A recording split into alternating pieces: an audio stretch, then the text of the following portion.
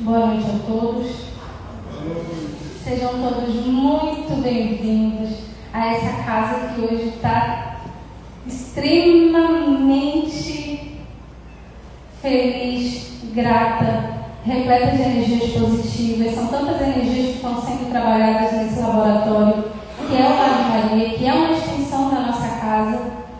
Nós sempre costumamos afirmar que o Lar de Maria, enquanto extensão da União Espírita Redenção, é uma unidade de pronto atendimento aos nossos irmãos desencarnados, e lá costuma ser um grande hospital de almas. Então é com grande alegria que eu saúdo a todos, os nossos irmãos internautas que estão acompanhando ao vivo também, de onde estiverem.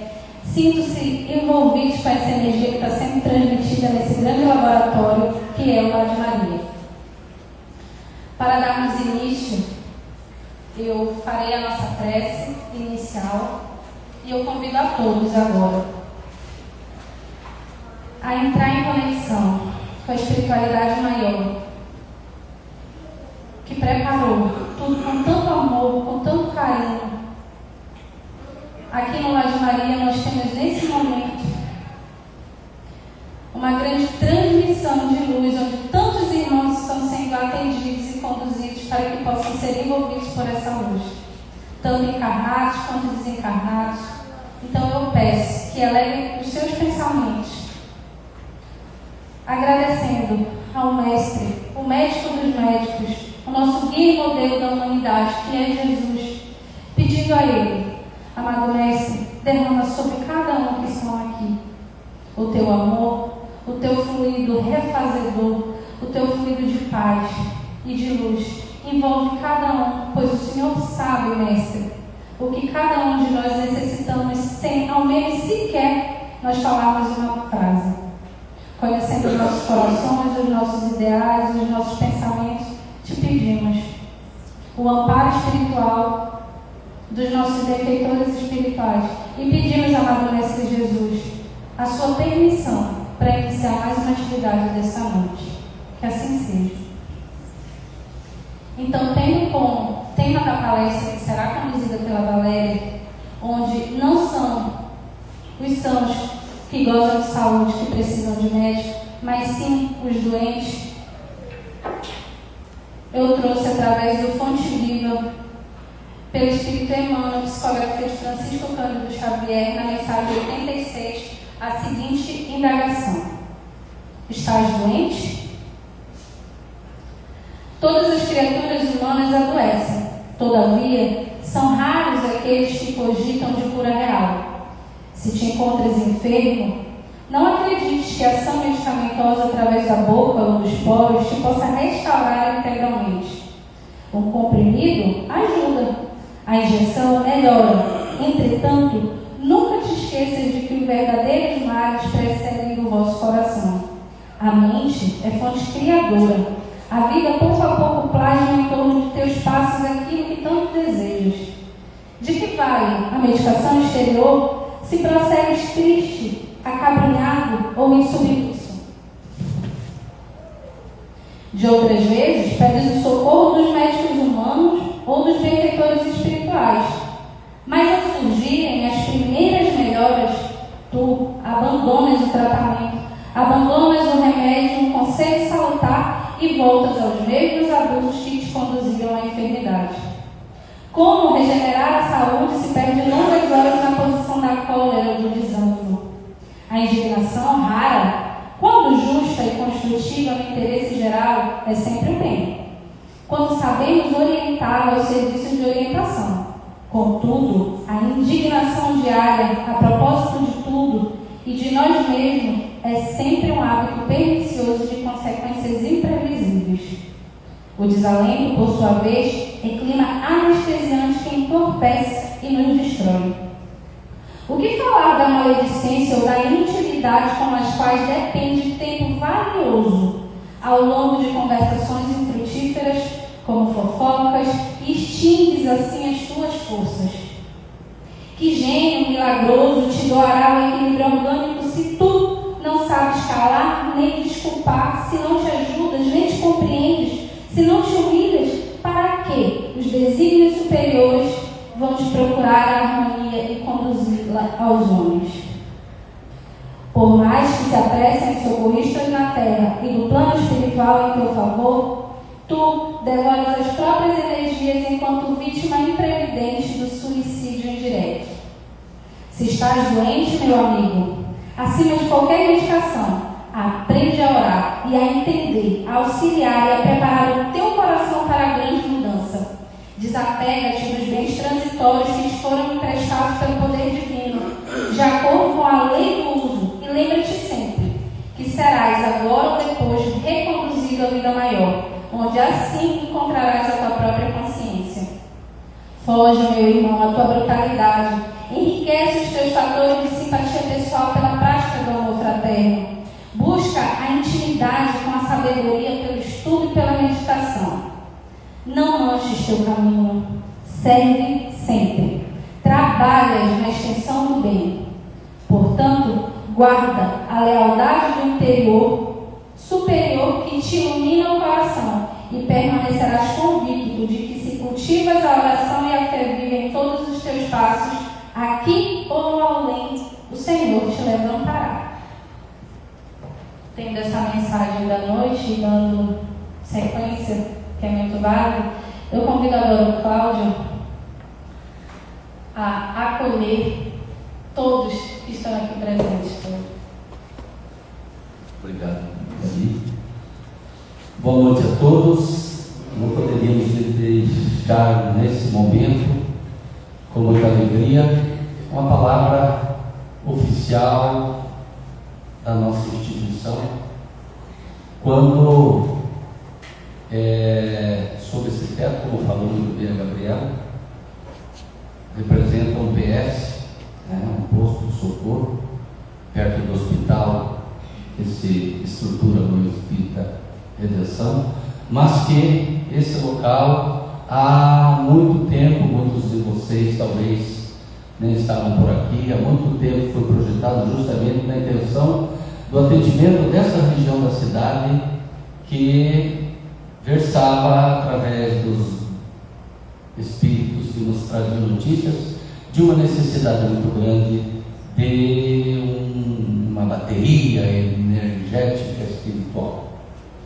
E aí, a custos do bom empenho de todos os companheiros que se dispuseram, estamos aqui com essa instituição. Hoje, vocês todos sabem, nós temos uma atividade muito importante no campo social, que é o treinamento do Excel, do Word, do PowerPoint, através de uma parceria com os Caipiras do Bem, estruturando-se numa pequena escola de informática aos jovens dessa região que trabalham aqui nesse ministério na terça e nas sextas-feiras. E nas terças-feiras nós temos agora, depois de um bom caminho pautado para que assim acontecesse, 2 grupos de estudos aqui também. E por que eu queria falar um pouquinho com vocês nesse momento? Porque existe um projeto da diretoria em colocarmos aqui pelo menos uma vez por mês uma palestra.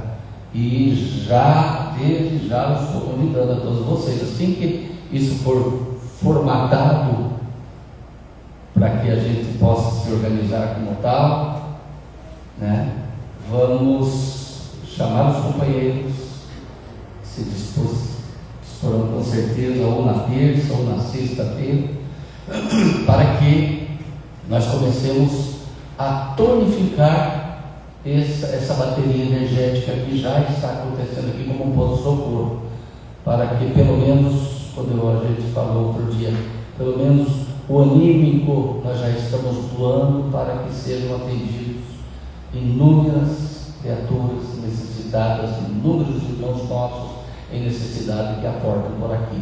Então, quero agradecer a presença de vocês e deixar aí um gostinho para cada um, que a hora que a gente estabelecer esse pequeno projeto, que todos abracem junto, para que possamos fazer desse momento, então, que acontecerá no Lar de Maria, mais uma tarefa nossa, diante da nossa própria necessidade, porque nós estamos fazendo por nós, acima de tudo. Então, sejam todos bem-vindos, mais uma vez, como falou a Gabriela, e vamos ouvir a Valéria, que vai nos trazer uma palestra muito interessante. Os sãos não precisam de médicos.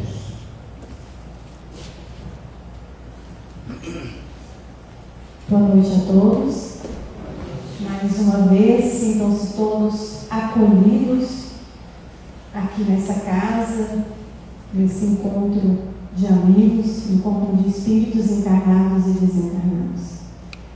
É uma alegria muito grande estar aqui hoje, refletir com vocês a respeito de um capítulo desse livro que tanto nos consola, nos ilumina, nos esclarece, que é o Evangelho segundo o Espiritismo. E nós vamos discorrer a respeito, algumas palavras, a respeito do capítulo 24. Não são os sãos, não são os que gozam saúde, que precisam de médico, e o outro item, não ponhais a candeia debaixo do alqueire. Esses itens, essas falas de Jesus, estão dentro do capítulo 5 do Evangelho de Mateus, dentro do Sermão do Monte, o famoso, tão importante para nós, Sermão do Monte, proferido pelo nosso querido Jesus. Então, estando Jesus à mesa, em casa desse homem, Mateus, vieram aí ter muitos publicanos e gente de má vida, que se puseram à mesa com Jesus e seus discípulos. O que fez os fariseus, notando-o, dissessem aos discípulos: como é que o vosso mestre come com publicanos e pessoas de má vida? Tendo-os ouvido, disse-lhes Jesus: não são os que gozam saúde que precisam de médico.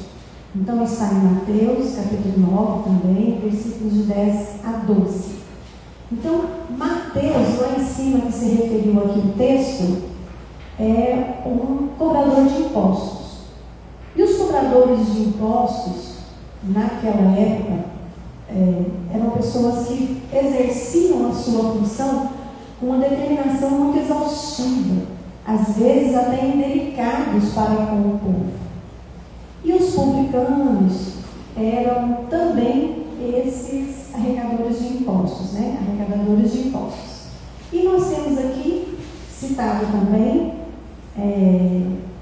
pessoas de má vida. Então, todas aquelas pessoas que os fariseus consideravam indignos de sentar-se a uma mesa com um doutor da lei. E quem eram esses fariseus? Eram aqueles que se sentiam escolhidos, diferenciados. Eram pessoas, aqueles que estavam relacionados às sinagogas, eram os judeus que se sentiam diferenciados. E Jesus, como nós já bem sabemos, era quem? Era um revolucionário para aquela época e para hoje também, né? Então Jesus sempre questionava, não de uma forma de simplesmente contestar, para ser do contra.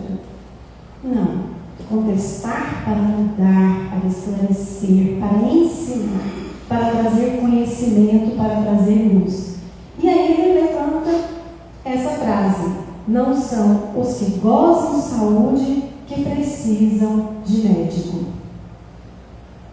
Então Jesus fala para nós de uma forma que, para aquele povo da época que tinha esse entendimento mais fechado, que eles eram os escolhidos, eles eram os diferenciados, levou uma reflexão: como assim? Quem são os que gozam de saúde? Quem são os médicos? E no Evangelho segundo o Espiritismo, Kardec vem esclarecer para nós, né? Os pobres, os deserdados, são aqueles que precisam de consolação. Todos eles são esses que precisam da mensagem do Cristo. Os cegos dóceis e de boa fé, porque pedem vista, clareza, iluminação. Os orgulhosos, que sempre precisam de toda a luz. Esses orgulhosos, já que falamos aqui, são quem esses orgulhosos? São os que acham que têm toda a luz, que detêm o conhecimento e que de nada precisam. Eles nem sequer sabem que estão doentes. Então, o Sermão do Monte, ele fala em uma fala que precisamos amar os nossos inimigos. Então, Jesus nos orienta a amar os nossos inimigos, que são esses pobres, esses deserdados, esses cegos, que são nós mesmos. Todas essas pessoas somos nós, fomos um dia, ainda somos e ainda poderemos precisar um tempo para deixar de estar nessa condição, ou de orgulho, ou de alguma outra dificuldade, né? E aí, ele explica o porquê que nós precisamos orar por essas pessoas, que nós precisamos entender que essas pessoas precisam dessa mensagem do Cristo e poderiam sim se sentar a Ele naquele momento importante ali na casa de Mateus, como se fosse um irmão verdadeiro. Jesus se portava assim para com todos eles. E ele explica porque esses aqui eram chamados filhos do vosso Pai que estais nos céus. Então, se não existissem essas pessoas que precisam dessa mensagem de Jesus, não seriam chamados de filhos do vosso Pai. Jesus, Deus está para quem? Para todos, principalmente para aqueles que precisam. Então, naquela época, para a lição, para o entendimento da humanidade, todas essas pessoas eram sim importantes, que através delas se fazia cumprir a mensagem do Cristo. E lá em Mateus, no capítulo 5, para que sejais filhos do vosso Pai que estás no céu, porque faz o que o seu sol se levante sobre os maus e os bons, e a chuva desça sobre os justos e os injustos. Então aqui, para a gente fazer uma reflexão, o que é o sol? É uma energia, uma iluminação, uma força. E o que é a chuva? Nós podemos dizer que é uma adversidade, que às vezes nos detém por um tempo em um lugar até ela passar, que às vezes nos molha, nos levando a uma necessidade de enxugar, enfim, de um certo, vamos falar entre aspas, atrapalho. Mas essa mesma chuva também traz oxigênio, traz limpeza, lava, limpa, né? Por que nós estamos falando sobre isso? Se nós pensarmos naqueles irmãos aqui, que são as pessoas a qual Jesus se referiu, quem é que mais precisa de sol? Quem é que mais precisa da energia? Aqueles que estão na escuridão. Então, o sol está sobre os maus. Então, a energia, a luz, está em primeiro lugar, seguindo esse raciocínio, para aqueles maus, considerados como os maus. E a chuva?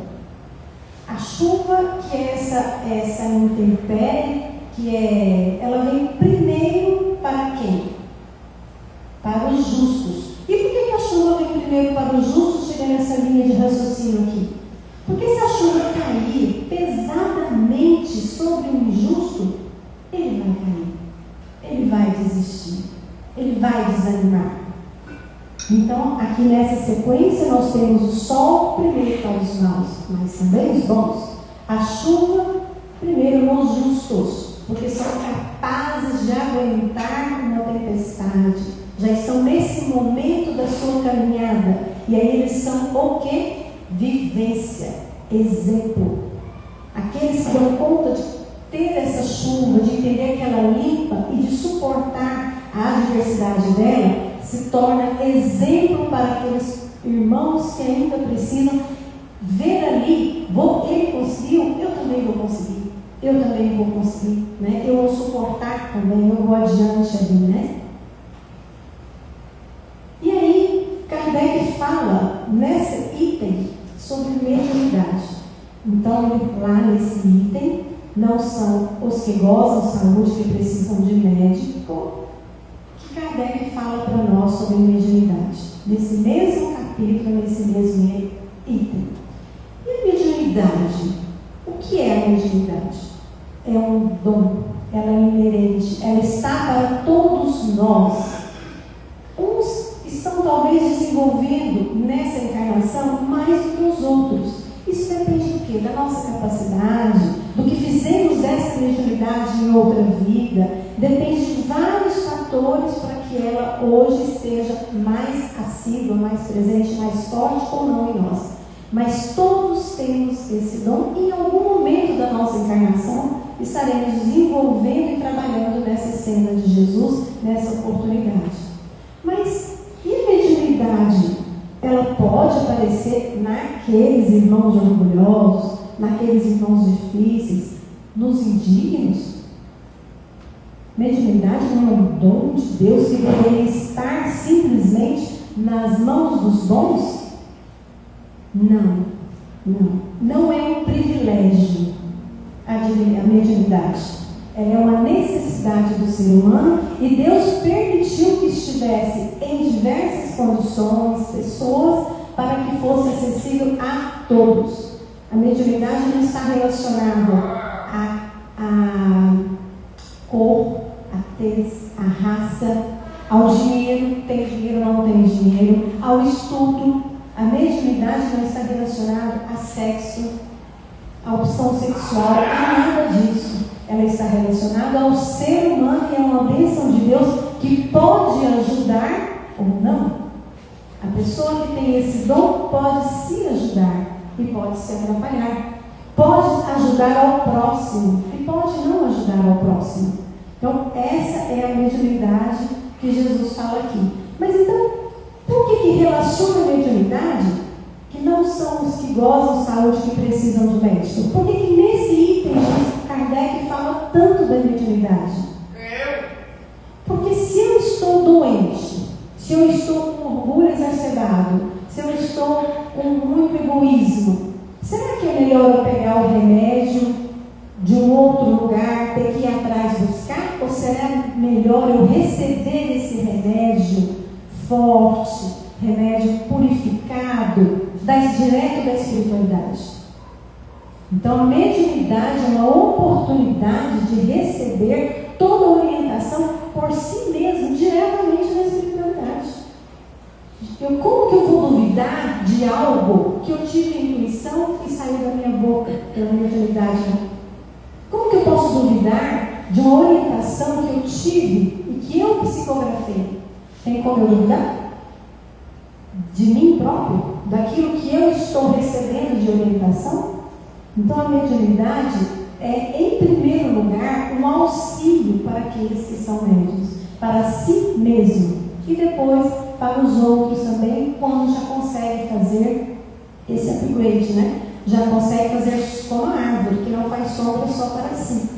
Então, ele já consegue levar essa mediunidade a trabalho dos outros, né?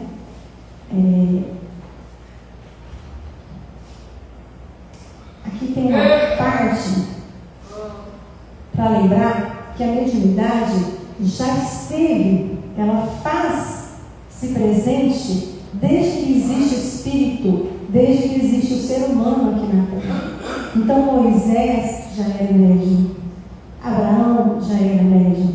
Todos eles, de alguma forma, estiveram com a mediunidade presente em suas atividades, né? E por que Moisés teve que, lá naquela época, proibir a mediunidade? Devido ao mau uso que dela se fazia. Era só ele o médium daquela época? Não. No meio de tantos, já tinham-se médios que faziam uso, mas que fazia mau uso. Então, para o entendimento daquela época, era necessário que fosse proibido aquilo.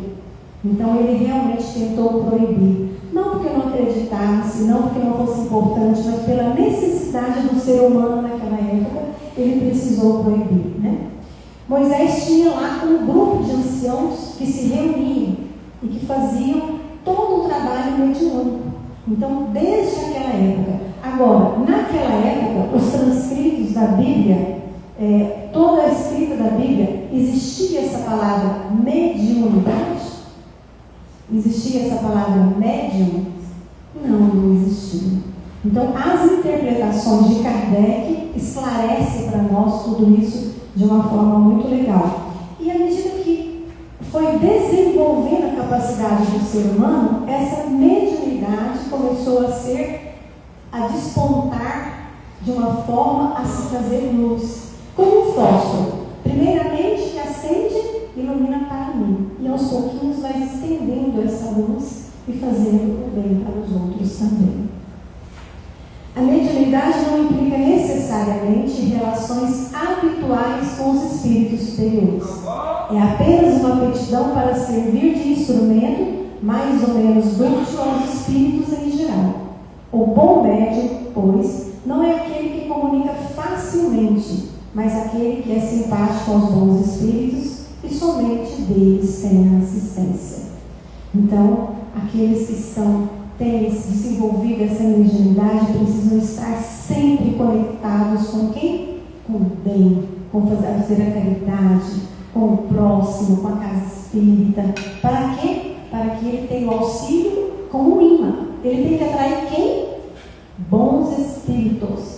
E a gente não atrai bons espíritos, boas intuições e orientações se não estiver atrelado ao bem, né? Então é por isso que temos essa fala. E no outro item, nós temos: não ponhais a candeia debaixo do alqueire. Não se acende uma candeia para colocá-la debaixo do alqueire, mas ela deve ser colocada sobre um velador, a fim de que ilumine aqueles que estão na casa. Então, candeia, uma luminária, e o alqueire é uma espécie de um balaio, de um vaso, um balaio que servia para medir sementes, servia como medida. Então, não se pode colocar a luminária para se fazer luz e colocar ela embaixo de um alqueire, de um vaso, de um balaio, porque essa luz não vai se propagar, né? Aproximando-se, disseram-lhe os discípulos para Jesus: por que lhes falam por parábolas? Os discípulos, questionando Jesus, por que ele mesmo fala por parábolas e não falava claramente? Porque Jesus usava de umas simbologias. Ele usava de uma forma mais fácil para o entendimento, pela necessidade do entendimento daquela época. É como se ele conduzisse a fala ao povo como que é uma criança que ainda não tem o entendimento necessário, o conhecimento necessário.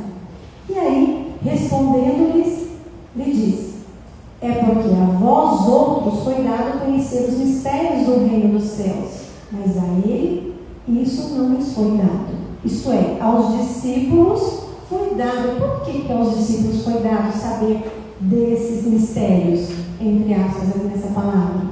Porque eles já estavam numa caminhada, já tinham se abdicado da sua vida pessoal para estar na caminhada com Jesus, já estavam trabalhando para o bem deles, principalmente do próximo, e não só deles. Então eles já estavam moralmente e intelectualmente mais envolvidos e evoluídos para receber essas mensagens, ao passo que vários outros não tinham esse entendimento, ainda estavam no começo da sua caminhada evolutiva, né?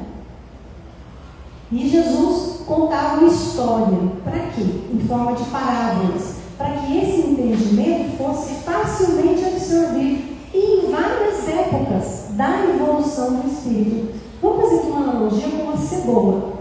Vamos cortar a cebola no meio. E nós vamos puxando ali.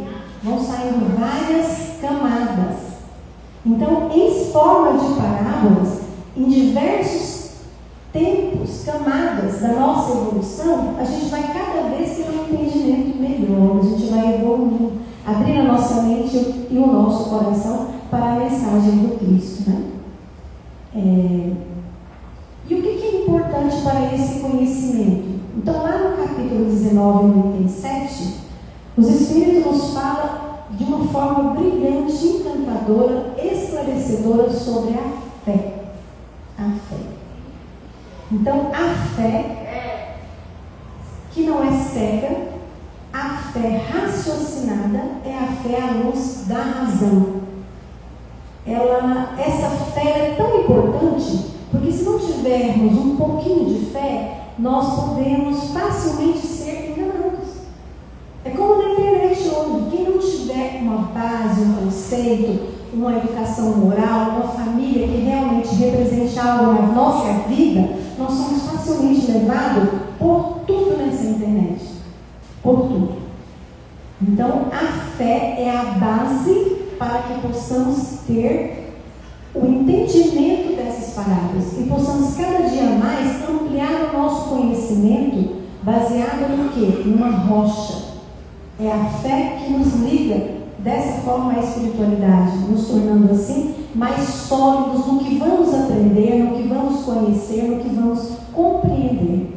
Então a fé cega, para quem não tem uma fé muito bem estabelecida, muito bem desenvolvida, quem não busca entender, compreender, raciocinar a fé à luz da espiritualidade, é facilmente enganado pelos falsos cristos, pelos falsos profetas, por tudo que está aí a nos tentar, fazendo assim cada dia mais incrédulos, mais enganados, né? Esses irmãos que se perdem, né? E aí, aqui Jesus fala que conhecer. Então ele fala sobre conhecimento. E por que é importante para nós o conhecimento? O que é esse conhecer? Conhecer com essa fé raciocinada é ter o entendimento correto. É porque o conhecer, ele é libertador.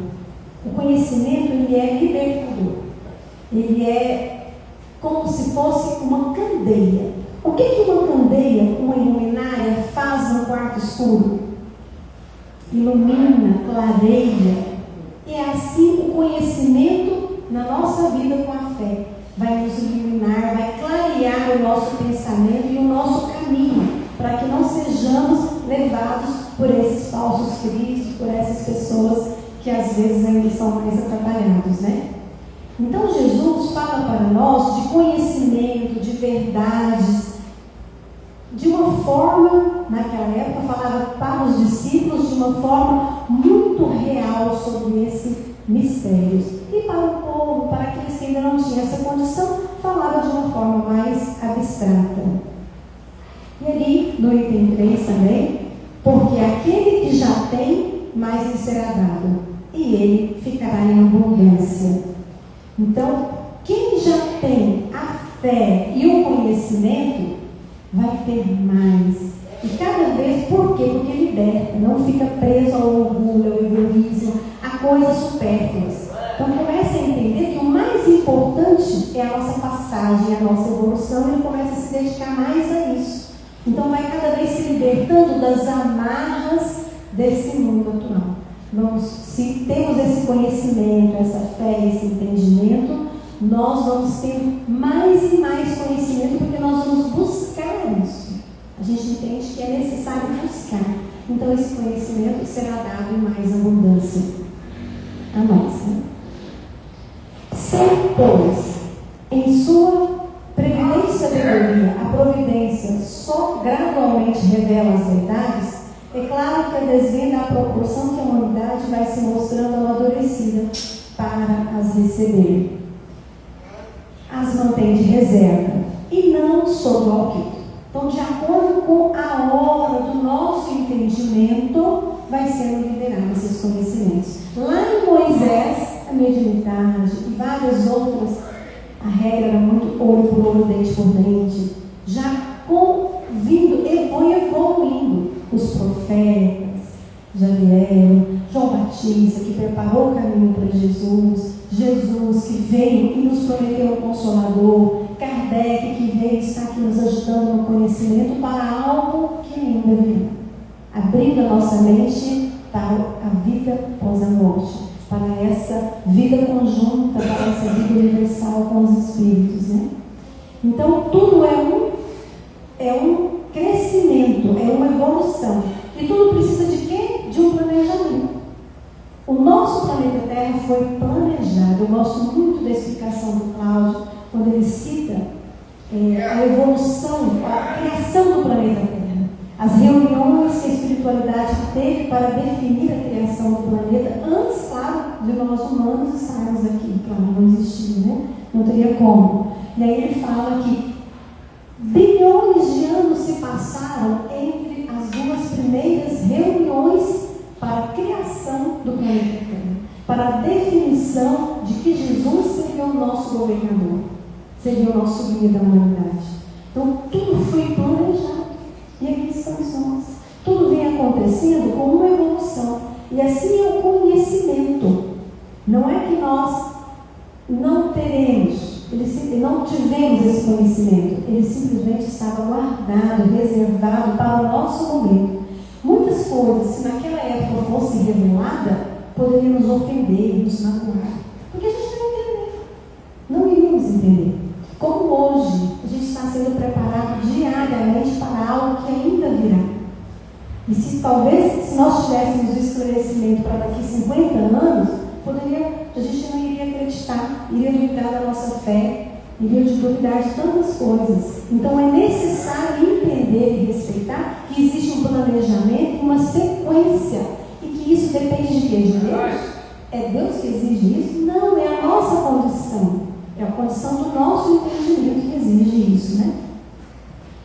E aí, o homem, porém, que entram a possuí-la, quase sempre as ocultam do vulgo com o intento de o dominarem.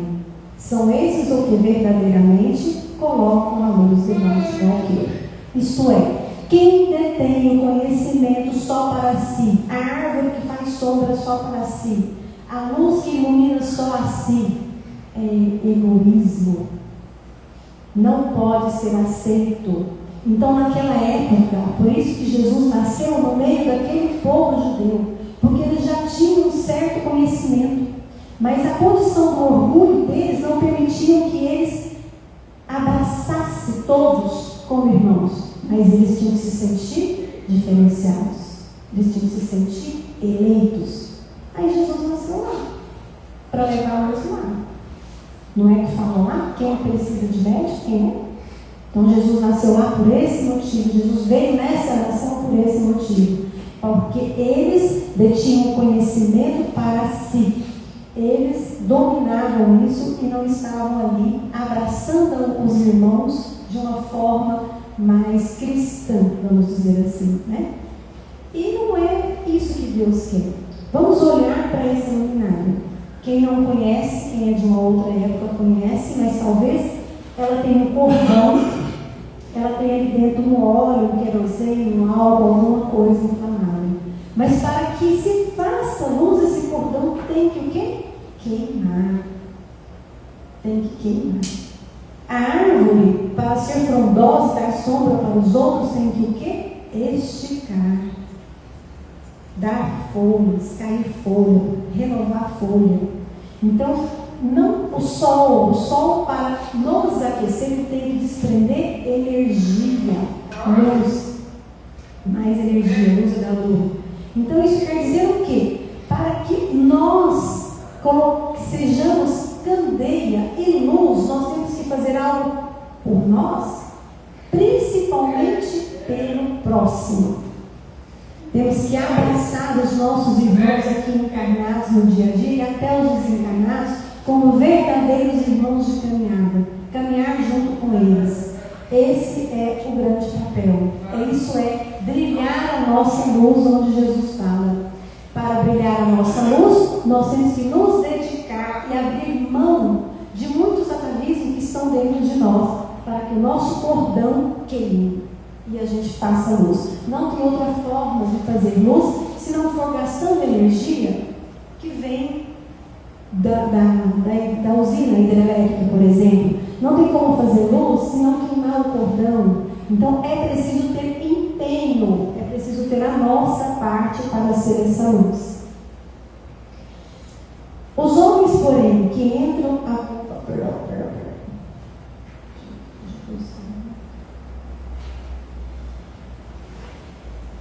continuando aqui o nosso raciocínio, né? Há muito tempo atrás, a gente ouvia falar, teve uma época em que se falava que dinheiro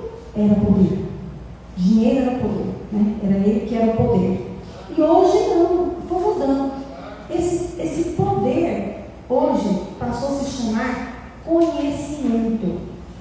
E esse conhecimento passou a se chamar liberdade. Então, mesmo que estiver preso, como muitos estiveram presos, quantos e quantos anos nós temos aí renomados, mas se sentiam livres. E fizeram dessa condição algo para evoluir, para ajudar o próximo com o seu sacrifício, em vez de se revoltar, né? Então, quanto mais nós temos um intelecto, uma moral, mais entendimento de liberdade nós temos, mais liberdade por si só nós temos. E alguns acreditam que deter esse conhecimento é a autoridade. Então, aqui na casa espírita, aqueles que têm o entendimento doutrinário é que têm autoridade. Não, não é. O conhecimento está ali para todos. E aqueles que detêm o conhecimento e que verdadeiramente entendem isso, são livres. São livres até para ser igual a todos. E assim ajudar todos em sua caminhada.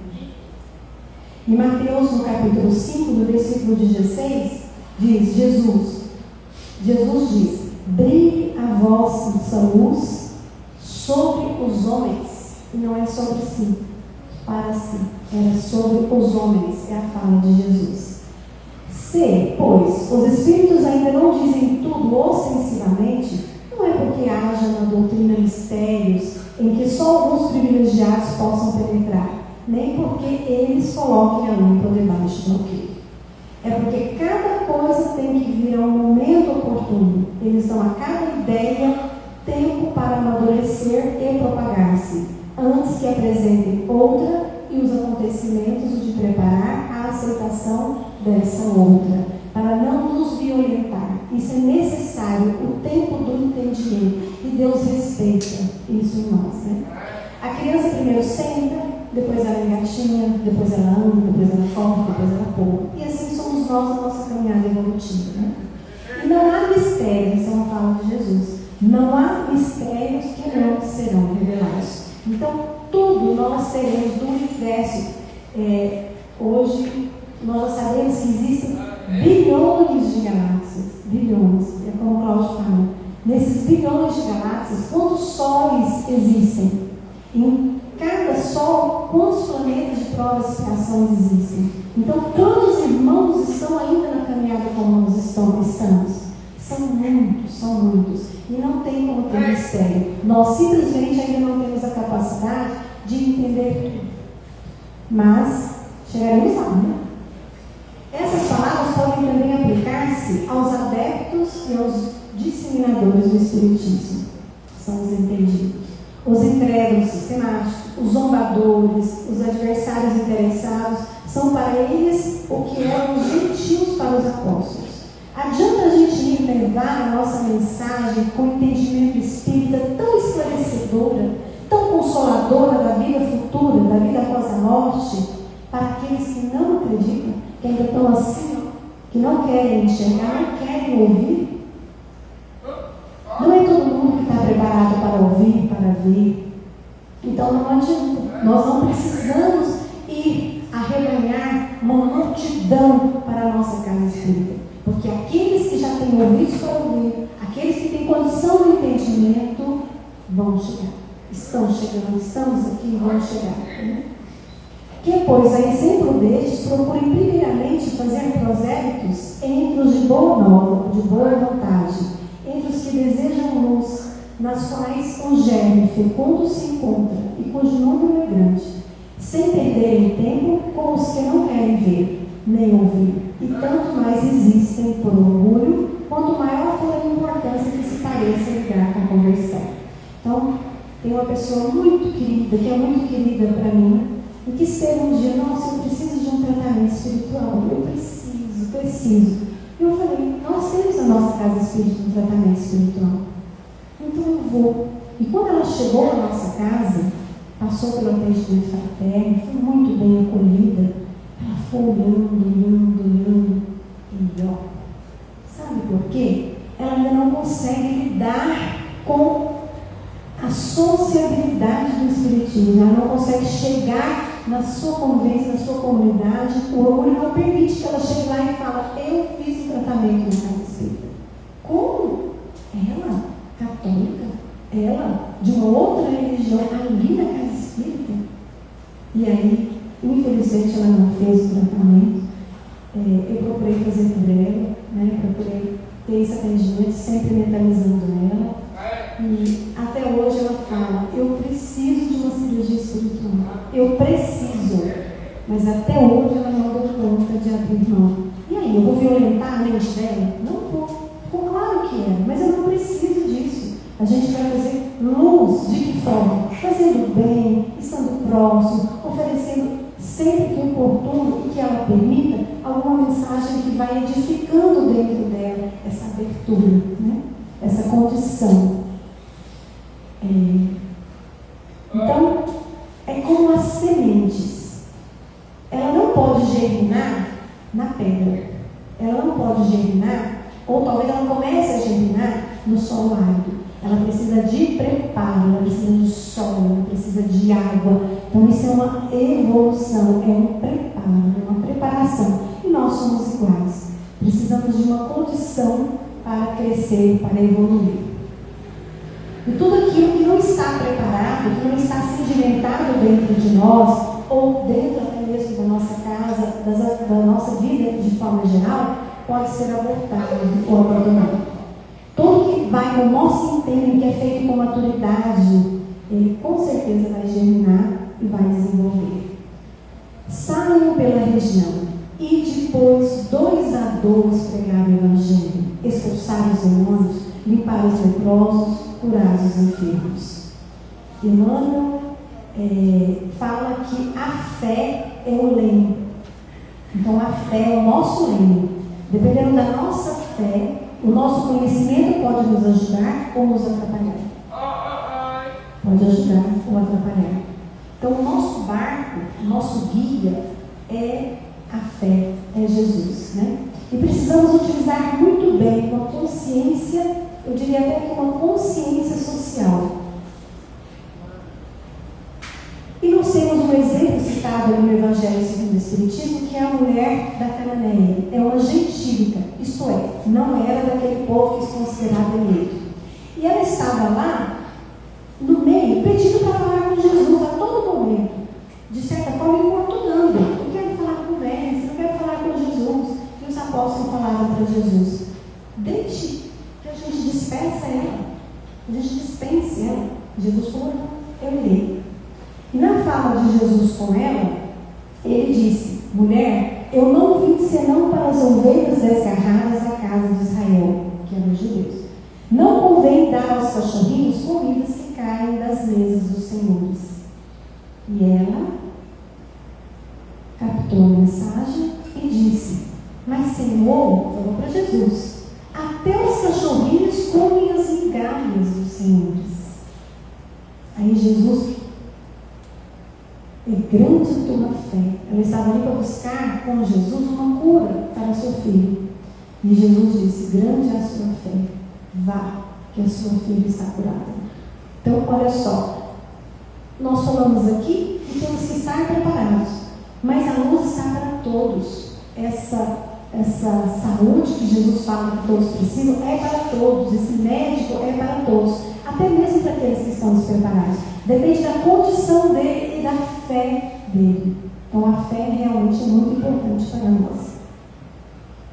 E nós temos aqui nessa fala, eu quero só lembrando do nosso querido livro Paulo de Tarso, né, que tanto nos emocionou, saia para pregar o Evangelho, para limpar os leprosos, curar os enfermos. Então, só para lembrar que essa parte não tem como a gente esquecer que Paulo de Tarso foi o apóstolo dos gentios.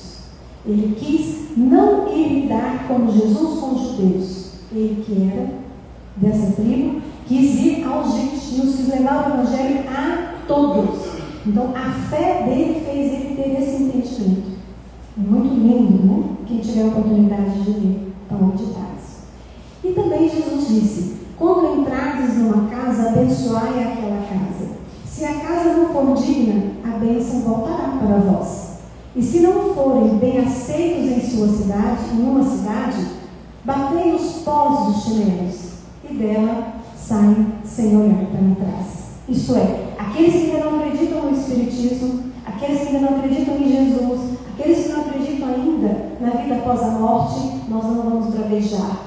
Nós simplesmente vamos deixar que o seu momento chegue. Vamos bater os pós do chinelo e vamos continuar a nossa caminhada. Ouvi falar de um nazareno que cura. Ou, até eu, uma mulher cananeia, tive as bênçãos do nazareno. O que eu quero falar com isso aqui? Porque essa é uma forma da gente fazer luz, da gente ser a candeia, a forma como a gente mostra o nosso coração e os ensinamentos que nós temos. Se eu simplesmente, se aquela mulher simplesmente falasse, chegasse dentro da sua tribo, da sua região e falasse, ouvi falar de um nazareno que cura, ela convenceria alguém? Agora, chegando lá, ela disse, até eu, uma mulher cananeia, tive as bênçãos do nazareno. Ali ela fez luz, ela mostrou com a sua fé, não só teve para si e para sua filha as bênçãos de Jesus, mas ela também está fazendo luz, sendo candeia para os outros com o quê? Com o seu exemplo de perseverança, de buscar, de acreditar e de ter a sua fé.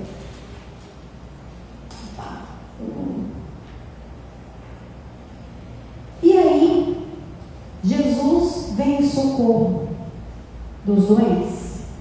Isto é, vem em socorro de todos nós. Todos nós ainda temos aqui dentro de nós algum tipo de perigo. Se o mundo tivesse bom, não precisava do Cristo. Então Jesus veio para os que querem ser curados. Os que querem ser curados. E eu acredito que hoje todos nós queremos ter o merecimento dessa cura, né? Então Jesus, esse nosso irmão, que há bilhões de anos se dedica a esse planeta Terra, como nosso governador, como nosso guia, que não ficou só lá de cima falando, façam isso, façam isso. Ele veio como nós, para dar um exemplo para nós, de que pode, de que podemos, de que conseguimos, de que Ele é o caminho, a verdade e a vida. Se alguém quiser me seguir, negue-se a si mesmo, tome a sua cruz e siga-me, pois o que quiser salvar a sua vida, a perderá. Mas o que perder a sua vida por amor a mim e ao meu evangelho, a salvará. Pois de que adiantará um homem ganhar o mundo inteiro e perder a sua alma? Olha que coisa linda, ele é o nosso guia, o nosso modelo. Negar-se é estender, é entender que não somos o centro do universo. Então, negar a si mesmo não é deixar de ser quem somos, não é. Mas é entender que o nosso principal motivo de estarmos aqui é o nosso sentimento, é o nosso entendimento, é a nossa fé. Não é a nossa casa, não é o nosso trabalho. Essa parte, nem tudo mais. Essa parte ela é importante para a nossa caminhada, o nosso compromisso diário com tudo. Mas o principal é a nossa evolução espiritual. Tomar nossa cruz é assumir nosso lugar no mundo, sem sermos do mundo. Saber que nossa busca maior é a conquista dos valores espirituais. Perder a vida não é nos alienar, mas cumprir com nossas obrigações profissionais, sociais e materiais, sem que elas sejam uma finalidade maior de nossa vida. Jesus é o médico por excelência, é a nossa cura, é o melhor que nós podemos ter de sentimento é lembrar de Jesus. E como é que nós podemos ter essa cura? Como se dará? Qual empenho eu posso ter para essa cura? É ter um sentimento elevado, é me atrelar ao bem, ao próximo, é ter um trabalho honesto, é ter um estudo edificante, conhecimento, liberdade. Então é através do conhecimento, é do aprendizado e ter o esforço que nos compete. Tudo isso é a solução para essa cura de Jesus. Ou nós podemos ficar com o sofrimento das provas e expiações. Então, mas só seremos auxiliados nessa cura aqueles que realmente quiserem. Isto é, depende exclusivamente de nós. De nada adianta toda a excelência do médico se o paciente não se permitir, não se predispor a curar-se. Jesus, um Espírito de luz, de milhões de anos dedicado a nós, nada pode fazer se nós não nos permitirmos. Esse é o nosso livre-arbítrio. E quando andei em cima do alqueire, com a fé raciocinada, que nós precisamos ter para que possamos fazer luz e ser luz, precisamos desse entendimento, sermos os enfermos, porque nós somos os enfermos, mas os enfermos de boa vontade, porque só assim seremos curados.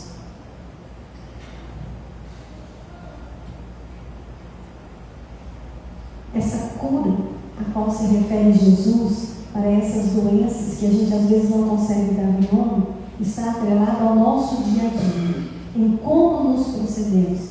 A Gabi falou lindamente nessa mensagem que ela foi muito feliz em escolher aí para nós.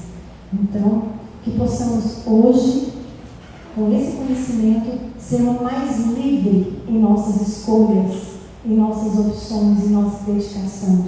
E assim possamos entender que o remédio maior que nós possamos ter é de sermos luz para nós, mas também para os outros. Sombra para nós, mas também para os outros. Então, boa noite a todos. Obrigada pela paciência de me ouvir.